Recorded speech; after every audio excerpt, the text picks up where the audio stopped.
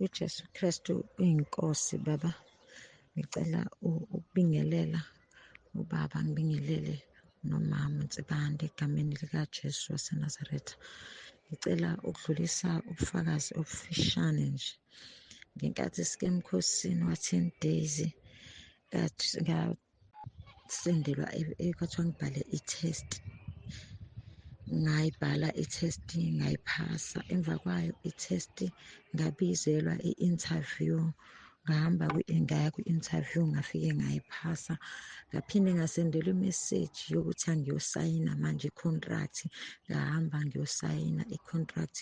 Ngomhla ka-1 August ngiyaqala ukusebenza. Ngiyambonga kakhulu uNkulunkulu.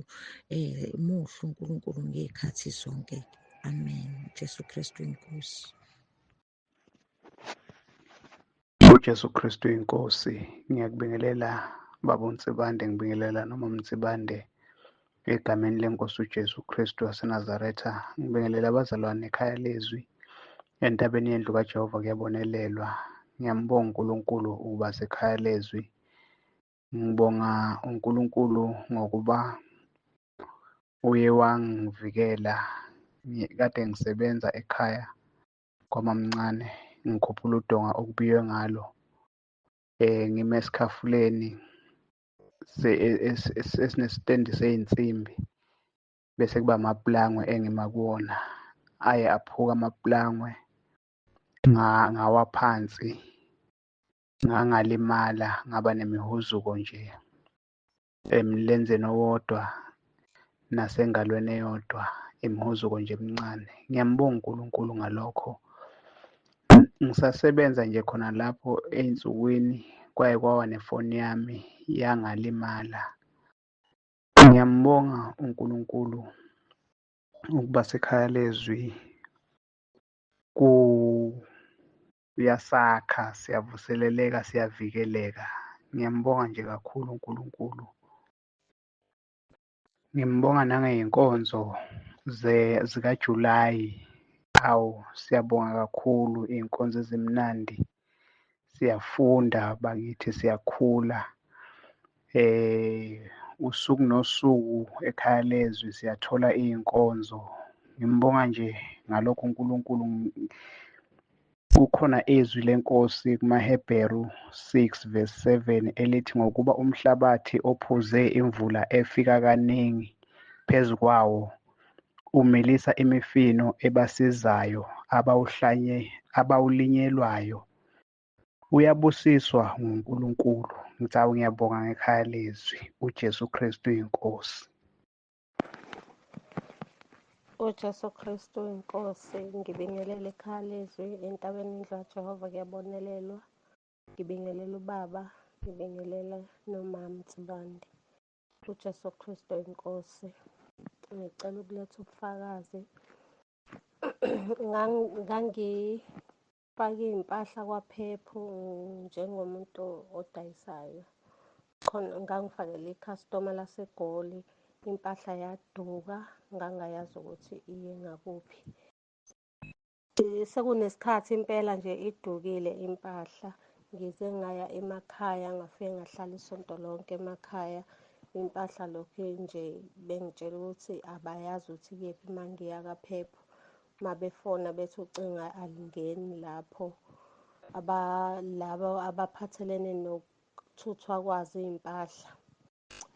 Hhayi, ngabuya emakhaya, ngangena kwi-fasting ka-1 day, ngakhuleka ngamcela uNkulunkulu ukuthi ngicela ukuthi le mpahla ibuye ngoba kuzoba ziy'ndleko zami uma ngabe ingabuyanga. Kuzomele ukuthi mina ngiy'khokhele lezi mpahla, ngibhadare abanikazi bazo. uNkulunkulu emuhle wangiphendula. Ngaphuma kwi-fasting, ngosuku engaphuma ngalo ngahamba ngaya kaPhephu. Ngafika kaPhephu, ngathi uma ngikhuluma nabo bathi, usisi lo wayefikile la, sathi akashiye inamba yakhe. Ngathi yebo. Wahamba kusisi loyo nefoni, wakhuluma nefoni, wayeseza kimi engikhulumisa nefoni. Kanti ungikhulumisa nabo abakwaPhephu. Lo Phephu use-Cape Town, lo okudukele khona impahla. Ngathi nje ngiyambonga kakhulu uNkulunkulu. Bathi bazoyibuyisa back ize ngala eThekwini. la ebesivele siyifake khona ize kumina. Ngambonga kakhulu uNkulunkulu ukuthi uyabonelela. Okunye ngiboniswe iy'mpahla, amantombazane awu-2 ebengena enkonzweni. Uma engena enkonzweni agqoke izinto eziwubulivi-livi, afake amathayithi ngaphansi. Omunye befake ithayithi emfishane, omunye efake ithayithi ende. Kwase kwavela kimi, kwabekeka kimi ukuthi abanye abazalwane basayigqokela njengabantu basezweni, abanye bayifakela amathayithi, abanye bayakhumula amathayithi uma ngabe beze enkonzweni. Uma ngabe umuntu esey'hlalela ekhaya ayiphilela impilo yakhe ejwayelekile, ayigqokele amathayithi akhe, ayigqokele ngendlela yakhe athanda ukugqoka ngayo. uJesu Kristu inkosi. uJesu Kristu inkosi, amen. Ngicela ukubingelela abazalwane bonke basekhaya lezi, ngibingelela umani ubaba. Ngiyaxolisa ngiphethe umkhuhlane, kodwa ngithe ngiyakwazi ukuthi ngabuthula ubufakazi. Kade sizongena emkhosini ka-10 days. Khona umuntu engangimtsheleke imali before, sengiyayicela-ke ngoLwesibili ngithi akangikhokhele, ngitshela ukuthi akasanamali. Ekubeni bengithi uma ngimnikeza ngiyibhale phansi ukuthi thatha ukuthi, thathe imali ewukuthi, thathe imali ngomuntu engisondelene naye. Benganakho ukuthi mekade ey'tshelekile ngifune manje, bengisho nje ukuthi hayibo, njalo seyimali yokuthi kube yilokho nje sihleke kube kuhle kube right. Mase ngiyifuna ngoLwesibili, engitshela ukuthi akazanamali, akazokhokha mali yena. Ingiphathe kabi lento. Lwesibili, Lwesithathu, Lwesine kube nento ethi hayibo, awuzwene nosibanibani uzongena emkhosini. Ithi lenye manje ungangeni. Hayi, ngithi ngisabathe ilokhisha into, awuzwene nosibanibani kodwa uzongena emkhosini. Ithi lenye ungangeni. Ziqhubeka iy'nsuku, kuthe mase kuthi umgqibelo, ngathi ngeke angilalele, lethi angingene, lethi nje angizwene amina ngingangeni. Hhayi, ngeke ngisakwazi, ngizongena. Right-ke ngangena Sunday, Monday, Tuesday, Wednesday, Thursday. Kuthe nje ntambama, efike lo muntu ebale imali engantsheli lutho nje. Ethi nangu 2,000 ngiyakukhokhela isikweletu sakho. Hawu, anginake ngisho ukunaka, ngisamangazwe yilokho. Ebale ethi 90,000 ngiyakupha. Shuthi nje mina imali engibe nayo ngalo day 5 ngibe no-3,000 ngiphiwe yena lo muntu. Hawu, ngimangale nje ngithi yini, kanti ungena emkhosini kunjani? Ngithi hawu Nkosi uJesu, hawu wena uyinkosi yamakhosi, siyabonga ukuthi usilethele ubaba uNsibande ezositshela ngokungena emkhosini ukuthi kanti kuyinto enhle kangaka, khona la kuqaqeka khona amafinda kade eboshwa esitha. Siyabonga baba ukulokhu usifundisa ngekhathi zonke. Siyabonga ukuthi ulokhu usidonsa, usicathulisa, ngoba sifana ney'ngane, uyasicathulisa kancane kancane. Hhayi, kuzoze kulunge kuhambeke. Siyabonga kakhulu baba. Jesu Kristu inkosi, amen and amen. Jesu Kristu inkosi, ngiyabingelela ubaba nomama nabazalwane entabeni endlu kaJehova kuyabonelelwa nasekhaya lezwi. Ngithanda ukumbonga kakhulu Nkosi uJesu baba ngezinkonzo okubonakalile ubukhona bukaNkulunkulu kuzo inkonzo zikaJulayi. Inhliziyo yami ithinteke kakhulu ukushumayela ubaba uJali nomama uZondi.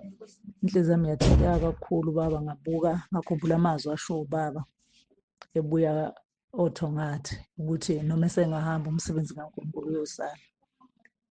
Siyabonga kakhulu uNkulunkulu baba ngakho konke uNkulunkulu asenzela khona. Kunobufakazi abazalwane babubekayo buyasisiza kakhulu. Kukhona la ubaba ekhulume khona ngokuthi uma kukhona umuntu wakwaqhubeka ngamazwi asho ubaba, wasethi ubaba kuvele isayidi lakhe abengalazi.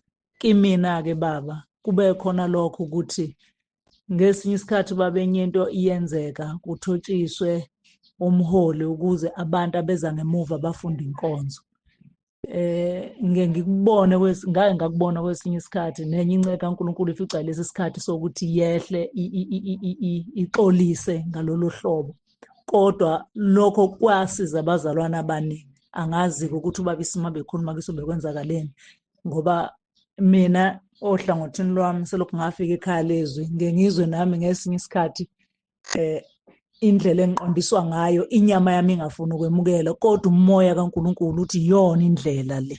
Ngoba uma ngabe kufanele kuxetshulwe into umuntu ebisimngena akayithandayo, akubi kalula ukuthi ngoba nakho sekushiwo ngizovele ngiyeke, inyama yamukeli, kodwa umoya kaNkulunkulu ufakazi ukuthi yebo, ngiyatakulwa.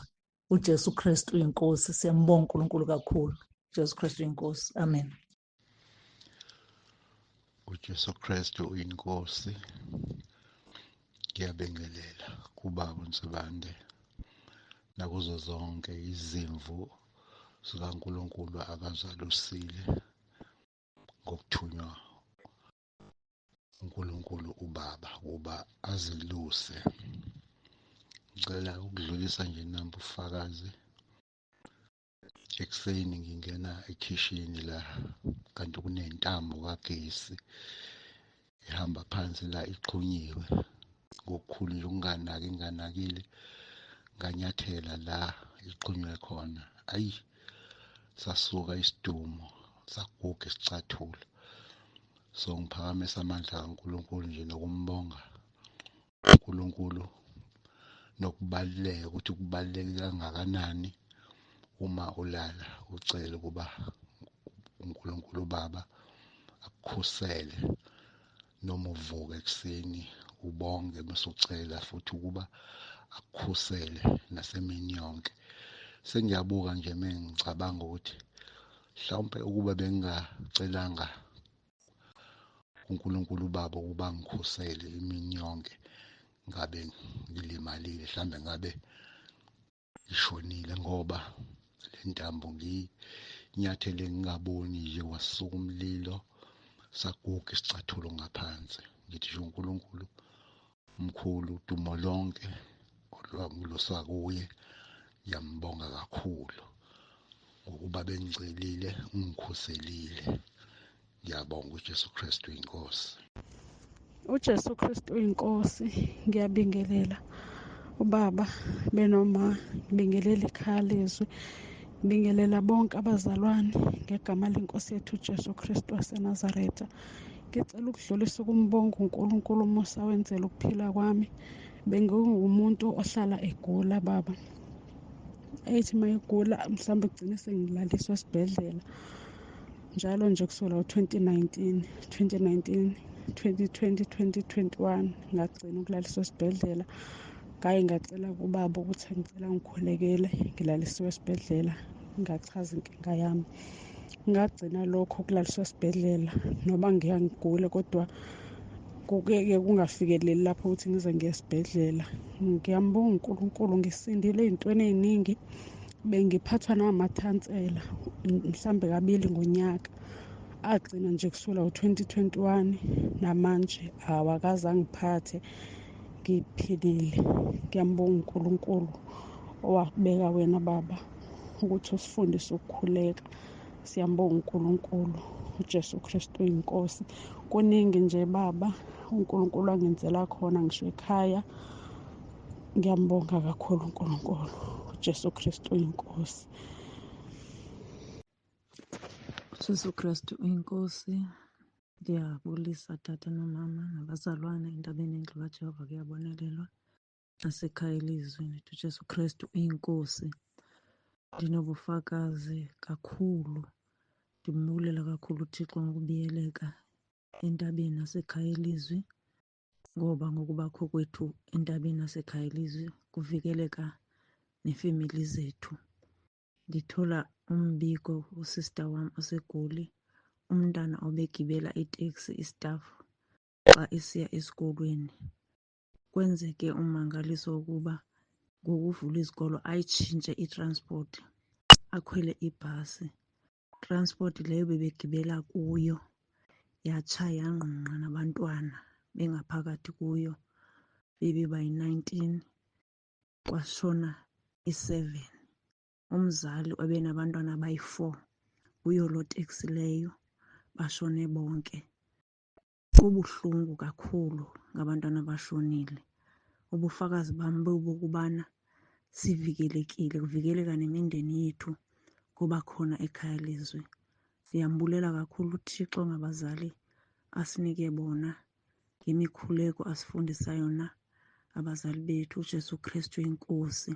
Ngiyabulela kakhulu kakhulu. Kulapho nefemili zethu zawutsho zibone ukuthi sisendaweni enjani, ngoba kwifemili zethu abanye abakholwa. Kukhona bazobona ukuthi ngempela sikhonza uNkulunkulu wemimangaliso. uJesu Kristu inkosi, uJesu Kristu uyinkosi, uJesu Kristu uyinkosi. Amen.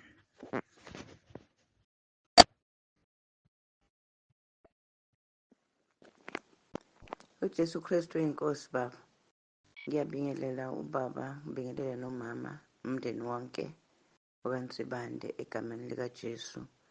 Ngibingelela abazalwane basekhaya lizwi nasentabeni yendlu kaJehova kuyabonelelwa.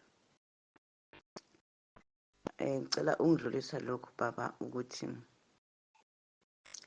ngiyacela abazalwane mabangabuki ama-TV, ikakhulukazi lamasofi la angenile wamaNdiya. Ngithole ukuthi kunezwi elingitshele ebusuku ukuthi lamasofi la usathane uzothumba izingqondo zabantu ngawo. Ngiyacela ngisho nakubantwana imbala, kodwa-ke phela ngeke sibavimbeke abantwana ngoba benza izinto zabo ngesikhathi sabo. Kodwa nje ngiyacela abazalwane bangabuki lezi zinto lezi, ikakhulukazi lamasofi la amandiya. Ngiyabonga kakhulu baba, ngibonga kakhulu ukugcinwa esandleni sikaThixo. Jesu Kristu inkosi.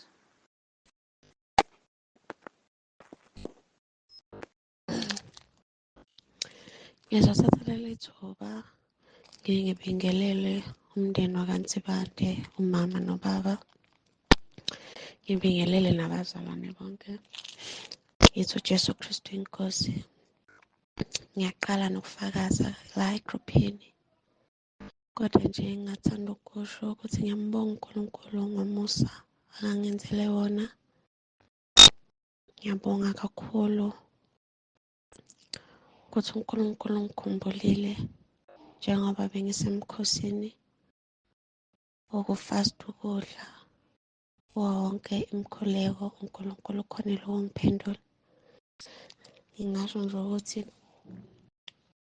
ngiphumelele kahle ama-results ami esikoleni ngale ndlela nami abengikade ngingabhekile ngayo, kodwa nje ngiyambonga uNkulunkulu ngomusa wakhe angenzele wona ukuthi abe kunye nami kuze kufinyelele namhlanje. Ngiyabonga njena selokhe usisi wami angifaka kule group le, lokhe ngikhuleka uRoma 10:9. Yonke nje into zami ngizibona zikhanya.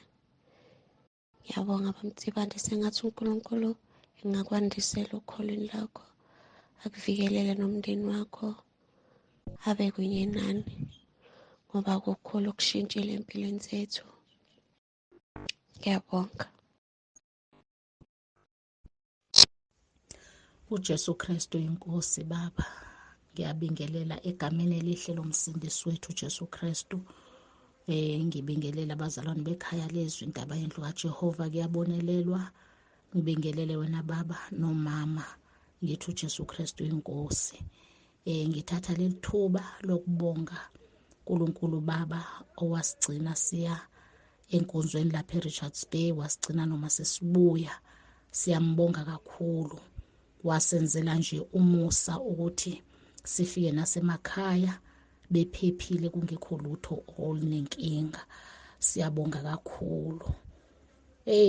Phefumulo wami uyayitusa inkosi ngawe baba, bona isimanga ukuthi akuve kumnandi ukushumayela into oyiphilayo. Ngaba nokumangala okukhulu ngibuka umgcotshwa kaNkulunkulu Baba ebambe iqueue kuzophakwa ephethe lakhe iplate naye ezibambele yakhe iqueue. Kwangithusa lokho ukuthi konje Nkosi yami abantu bephakeme kangaka eminyango, bezazi kangaka abantu eminyango, otheni umgcotshwa kaNkulunkulu othobeke ngalendlela. Ngamangala Baba, ngalokhu ngibuzile ngithi ngempela amehla amabona ngempela. Ngithi hayi mhlasimbe ngikhumbula nengane wawoyilandela yomfanyana. Ngithi Nkosi yami ngilo ngithi hayi mhlasimbe ikhona into afuna ukuyisho lapha etafuleni kwabaphakayo. Ngabona ngempela Nkosi yami uphakela wathatha iplate lakho uhlala phansi. Ngathi Nkosi yami akwaba abanye abantu bayabona, bathathe Nkosi basika iphethini kumgcotshwa kaNkulunkulu Baba ethobeke ngalendlela. Siyambonga kakhulu uNkulunkulu ngawe Baba, akubeke akubiyele akufihle. Nkosi yami siyabonga nangey'ntshumayelo. Hayi wawungathi ngikwenye indawo, mina angizazi ngalesa sikhathi wawungathi ngikwenye indawo. Nganginokuthula enhlizweni yami, nginenjabulo engapheli enganqamukiyo, kudunyiswa kukhulekwa, kungekho muntu othatha into abeke into aguqe phezu kwayo. Nkosi yami kuyilowo nje uyangedolo phansi. Ngathi Nkosi yami kazi abantu abakhuleka abasakhuleka bemile bathi babonelephi lento eyenziwa, ngoba nasezwini lenkosi kuyashiya ukuthi inkosi uJesu njalo mayiguqa mayithandaza yayiguqa. uNkulunkulu akasisize Baba, silenze ivangeli sosifundise kakhulu. Ngiyabonga uJesu Kristu inkosi. Amen.